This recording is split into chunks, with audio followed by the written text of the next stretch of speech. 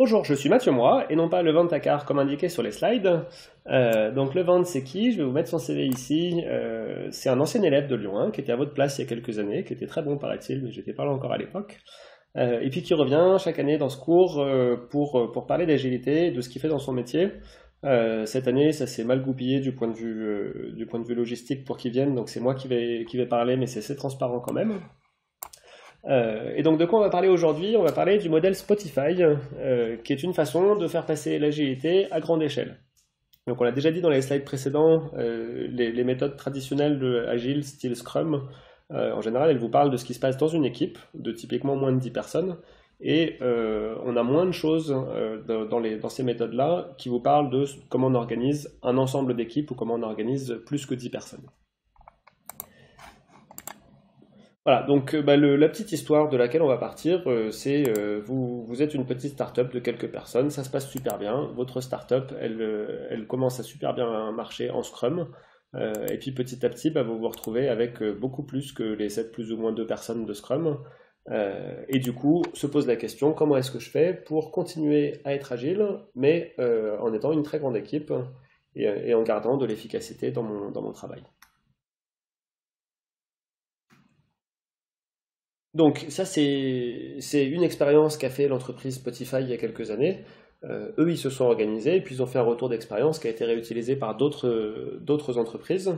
Si bien que maintenant on parle des fois de méthode Spotify pour dire l'agilité, un peu comme l'a fait Spotify il y a quelques années. Et donc eux, ils sont basculés sur des principes agiles et ils ont accompagné leur passage à l'échelle avec ces méthodes-là. Donc ici, on va pas parler de Spotify, on va pas parler de musique, on va parler d'une entreprise réelle, dont je crois que j'ai pas le droit de citer le nom, qui fait des systèmes de tickets de bus.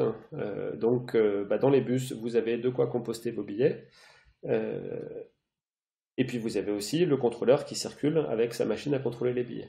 Mais en dehors du bus, vous avez de quoi acheter vos tickets. Donc vos tickets, vous pouvez les acheter soit sur une borne automatique ici, soit en caisse. Et puis du coup, on va avoir un logiciel de point de vente qui va permettre à un opérateur de vous vendre votre billet.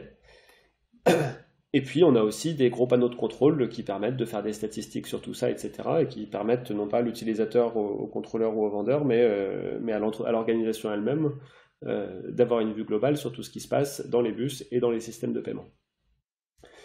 Alors, mauvaise nouvelle, ce système de panneaux de contrôle ici, il est écrit en Java parce que du coup c'est des technos qui vont bien pour faire des applis de bureau, des interfaces web et compagnie. Par contre, la petite borne à l'intérieur du train, là, c'est plutôt du logiciel embarqué. À l'intérieur du bus, pardon, c'est plutôt du logiciel embarqué. Et donc, il y en a certaines qui vont tourner vraiment sur de l'embarqué de base avec du C, certaines qui vont tourner sur de l'embarqué un peu plus gros avec de l'Android. Euh, et puis, on a les plateformes Ticket et Point of Sale qui sont codées en C Sharp. Alors pourquoi j'ai dit mauvaise nouvelle? Parce que ça veut dire qu'on va avoir une base de code qui va être relativement hétérogène. Et quand on va se poser la question, comment est-ce qu'on rajoute une fonctionnalité? Par exemple, là, la compagnie de l'opérateur de bus, ils ont envie de faire un abonnement qui est valable que sur la ligne 13 et qui n'est pas valable sur les autres. Et ça, c'était pas prévu avant. Donc évidemment, si je veux un scénario comme ça, il va falloir ici que l'opérateur puisse définir cet abonnement, qu'il puisse voir des statistiques sur ce qui se passe sur cette ligne-là.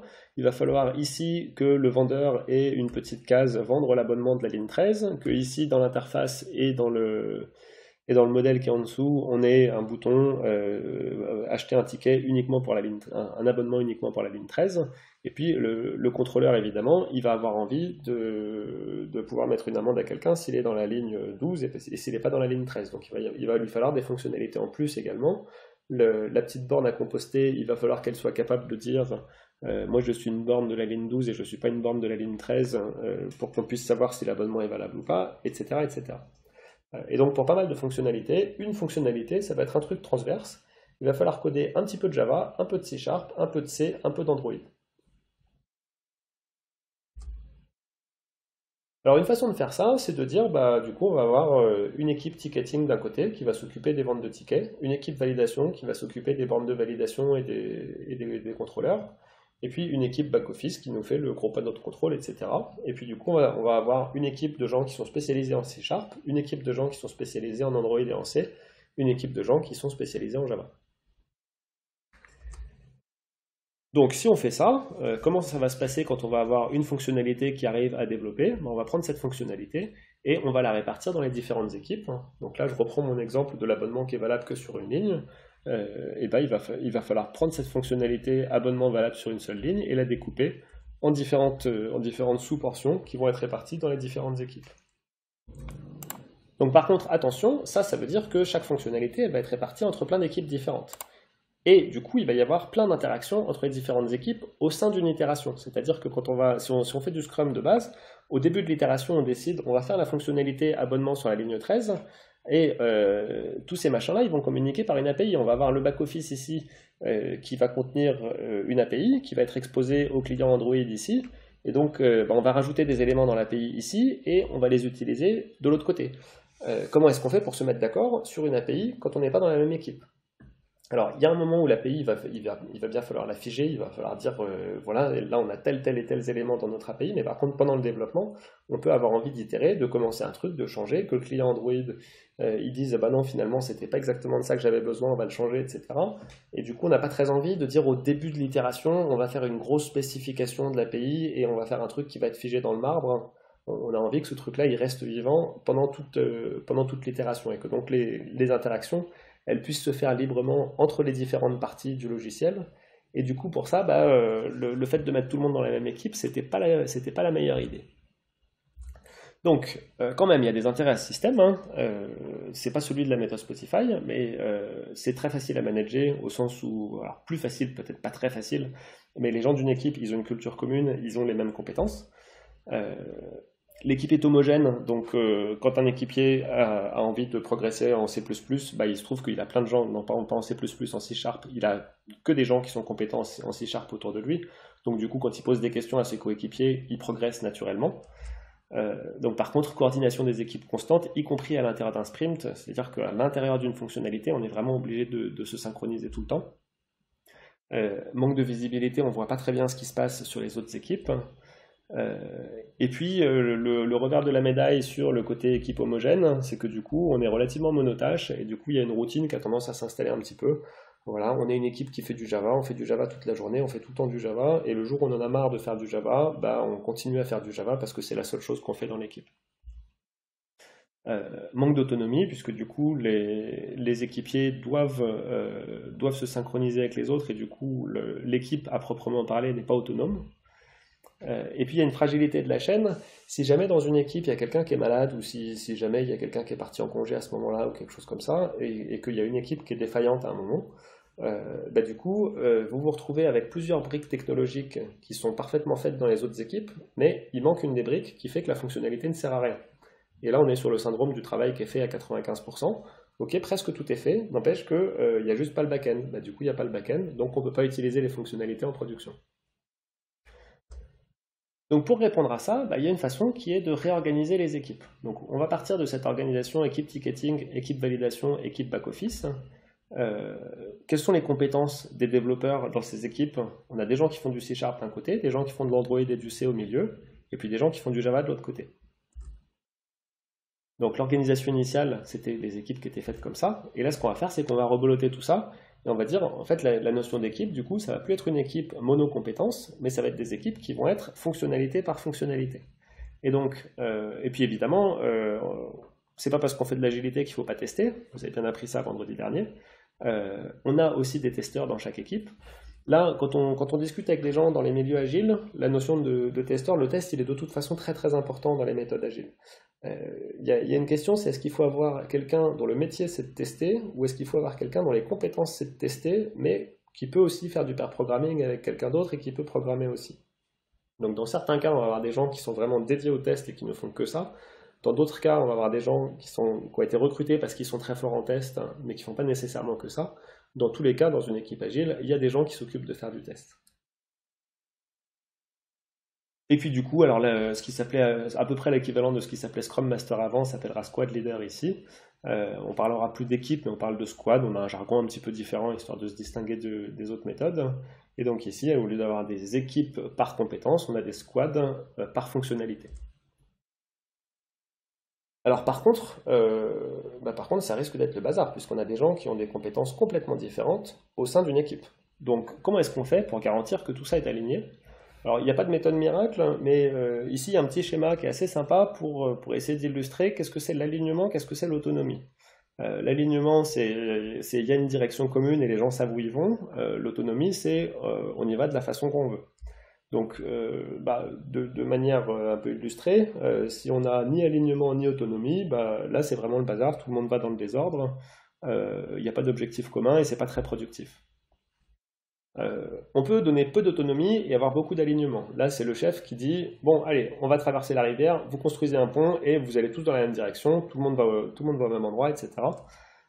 Par contre, là, on a peu d'autonomie et du coup, on donne pas beaucoup de pouvoir aux développeurs, hein. Donc le risque, c'est que les développeurs, ils risquent de pas utiliser leurs compétences à fond et puis ils risquent de s'ennuyer aussi parce qu'en général, un développeur, quand il a un chef qui lui dit un petit peu trop ce que le chef a envie, le développeur, il se démotive et éventuellement, il décide de partir. On peut avoir beaucoup d'autonomie et pas du tout d'alignement. Là, c'est ce qui se passe typiquement si on n'a pas de chef. Donc là, l'illustration, c'est le chef qui se dit, oula, j'espère bien que quelqu'un est en train de travailler sur ce problème de traversée de rivière. Et puis, beaucoup d'alignement avec beaucoup d'autonomie, c'est un chef qui donne une direction, qui dit, il va falloir qu'on traverse la rivière. Maintenant, débrouillez-vous pour me dire comment, mais je vous fais confiance sur les choix techniques. Avec des équipes pluridisciplinaires, comment est-ce qu'on s'assure que chacun évolue à la hauteur de l'expertise attendue de lui? C'est-à-dire qu'on a quelqu'un qui est très fort en Java, comment est-ce qu'on fait pour qu'il puisse exploiter le fait qu'il est très fort en Java? S'il est tout seul dans son équipe, par exemple, est-ce qu'il va être reconnu comme étant un mec très fort en Java? Est-ce qu'il va être capable de transmettre des compétences à d'autres développeurs Java, sachant que peut-être qu'il n'y en a pas dans son équipe, etc. Donc là, l'idée, c'est de réorganiser aussi un peu les choses. Donc on a cette notion de squad qui sont vraiment l'équipe au quotidien, les gens qui travaillent ensemble.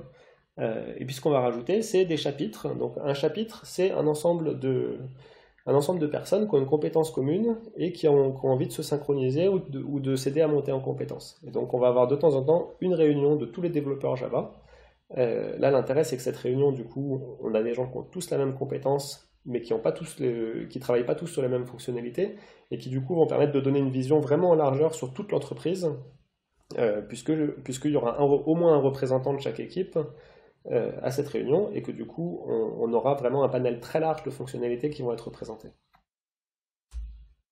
Et puis on a aussi ce qu'on appelle des guildes, qui sont un ensemble de personnes qui ont un intérêt commun, qui n'ont pas forcément exactement les mêmes compétences, mais qui vont avoir envie de se réunir pour se faire des compétences ou des conférences, pardon, ou on dit des fois des non-conférences, parce qu'une conférence c'est un bonhomme qui parle et les autres qui écoutent, et puis ce qu'on aime bien faire dans ces cas-là, c'est plutôt, on a une grande salle, on a plein de gens qui organisent des petits stands à gauche à droite, et puis les gens discutent, et puis il y a une règle assez classique dans ces cas-là, c'est la règle des deux pieds.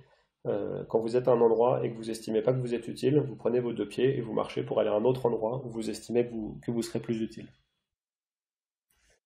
Voilà, et puis donc tout ça, un ensemble de squads répartis par chapitre, par guilde, etc. Hiérarchiquement, on appelle ça une tribu, et puis éventuellement on peut avoir plusieurs tribus, mais une tribu, du coup, c'est déjà quelque chose d'assez gros. Alors on reprend le petit schéma de tout à l'heure, hein. On a nos différentes stacks technologiques, et puis nos différentes fonctionnalités. Qu'est-ce qui se passe quand je décide que je vais planifier la fonctionnalité numéro 1 au prochain sprint? Je vais l'affecter à une équipe, et puis c'est l'équipe qui va se débrouiller pour se répartir les rôles entre les différentes briques technologiques, C Sharp, Android, C et Java. Donc l'intérêt de ça, c'est qu'on a une équipe qui est beaucoup plus autonome. Du coup, l'équipe, elle n'a pas besoin de se synchroniser sur le cahier des charges. Si on lui a donné une fonctionnalité, elle a les mains libres pour réaliser cette fonctionnalité comme elle le souhaite. Du coup, sur chaque squad, on peut faire à peu près du Scrum. On n'appelle plus tout à fait ça une équipe avec un Scrum Master, mais au final, on se retrouve avec une équipe pluricompétente. Et ça, c'est un point fort de Scrum. On a envie que tout le monde soit compétent en plein de trucs. Éventuellement, on a un développeur Java qui, de temps en temps, va pouvoir discuter avec le bonhomme qui fait du C. Et pourquoi pas, il va finir par apprendre le C, etc. Même si sa spécialité de base, ça reste Java. Mais donc on a plein de compétences, on a un brassage de ces compétences-là à l'intérieur de l'équipe, et puis là du coup il y a plus de spécificité du fait qu'on passe à l'échelle par rapport à Scrum. Donc plus de flexibilité puisque les équipes ont leur autonomie et peuvent choisir la façon dont elles bossent. Et puis on peut faire de la livraison continue, c'est-à-dire que quel que soit ce qui se passe dans les autres équipes, si mon équipe numéro 1, elle a été capable de faire sa fonctionnalité, elle peut faire une release avec cette fonctionnalité. Et donc ça évite de mettre tous nos œufs dans le même panier, et ça évite ce qu'on appelle des fois single point of failure, point de panne unique, où le fait qu'il y ait une personne absente pourrait mettre en péril toute une release. Les équipes sont hétérogènes, ça nous donne plus de recul sur le fonctionnel et sur la livraison. On va être un petit peu moins biaisé à se dire le client veut ça, oui mais moi je code en C et du coup je vais le faire comme ça. Il y a moins de biais sur le fait qu'on maîtrise qu'une seule techno. Donc par contre ça n'a pas que des avantages, hein. Une situation super délicate, c'est quand on a une fonctionnalité quand on a plusieurs fonctionnalités qui vont toucher au même endroit d'une base de code. Parce qu'à ce moment-là, vous allez avoir votre développeur Java qui code sur son truc dans une équipe, et puis vous allez avoir une autre équipe qui va aller modifier la même partie de son code. Donc à ce moment-là, vous pouvez vous retrouver avec des conflits dans Git ou avec une régression par exemple, parce que l'autre développeur, il a codé un truc qui fait planter une partie de la base de code Java et il s'en est pas rendu compte. Et à ce moment-là, du coup, au lieu d'avoir le collègue sur qui il est cogné quand il a cassé quelque chose chez vous, qui se trouve juste à côté de vous dans l'open space, probablement que le bonhomme il se trouve quelque part ailleurs dans une autre équipe. Et donc finalement on a déplacé le problème de la communication, on n'a plus de problème de communication sur une même fonctionnalité entre différentes équipes. Par contre, attention, on a toujours un problème de communication entre équipes, puisqu'il faut que les équipes soient capables de travailler à plusieurs équipes sur la même base de code. Voilà, et donc du coup, on modifie la notion de communication intersquad, mais quelque part on s'oblige à le faire, et donc c'est aussi l'idée, on a ce compromis, est-ce qu'on regroupe plutôt par fonctionnalité ou plutôt par type de techno. Dans tous les cas, on sait qu'on va devoir communiquer, mais finalement le fait de se forcer à communiquer, c'est aussi plutôt une bonne chose. Voilà, et c'est la fin de cette présentation, je vous remercie de votre attention, et ça conclut la partie sur l'agilité. Merci!